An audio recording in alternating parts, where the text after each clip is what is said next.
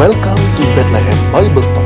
Awali hari ini dengan firman Tuhan dan teruslah berjalan bersama Yesus. Shalom Bapak Ibu terkasih, sungguh kita merasakan sukacita terlebih di hari yang baru dan juga di bulan yang baru.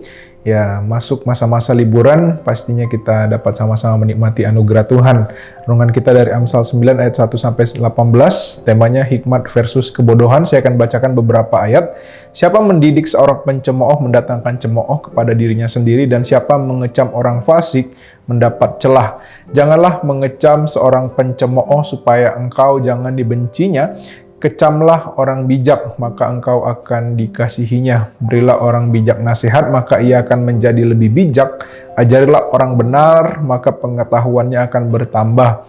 Permulaan hikmat adalah takut akan Tuhan, dan mengenal yang Maha Kudus adalah pengertian. Ya, Bapak Ibu terkasih, teks yang kita baca intinya berisi undangan hikmat dan juga undangan kebodohan. Kalau kita perhatikan secara keseluruhan, undangan sama dengan tawaran atau ajakan untuk mengikuti atau mengambil sesuatu. Di sini undangan mengenai hikmat dan juga undangan mengenai kebodohan ingin berbicara, dan juga bagaimana penulis ingin menjelaskan untuk pembaca bisa memilih mengenai kedua hal ini.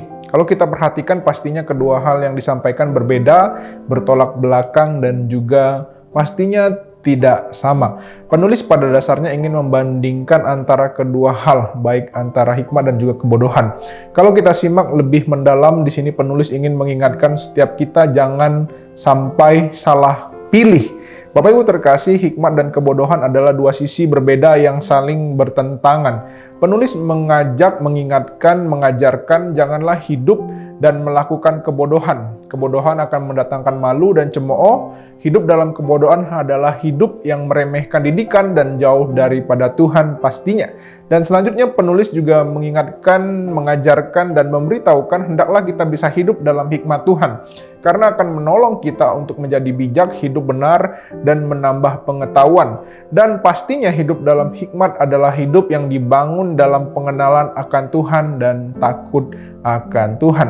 Bapak Ibu terkasih, dari ayat dan apa yang disampaikan, pengamsal memberitahukan dan menyampaikan Tuhan adalah dasar dan permulaan dari pengetahuan, dan orang yang menghina dan meremehkan didikan akan hidup dalam kebodohan. Marilah kita senantiasa hidup dalam pengenalan dan pengetahuan akan Tuhan. Belajar firman, mendengarkan firman, menolong kita untuk bisa semakin bijak. Dan sebaliknya, meremehkan firman dan menolak firman membawa kita pada kebodohan. Jadi, marilah kita sama-sama bijak dengan membangun diri, selalu aktif merenungkan firman Tuhan pagi, siang, dan malam. Karena inilah bagian dari seorang pengikut Kristus yang setia.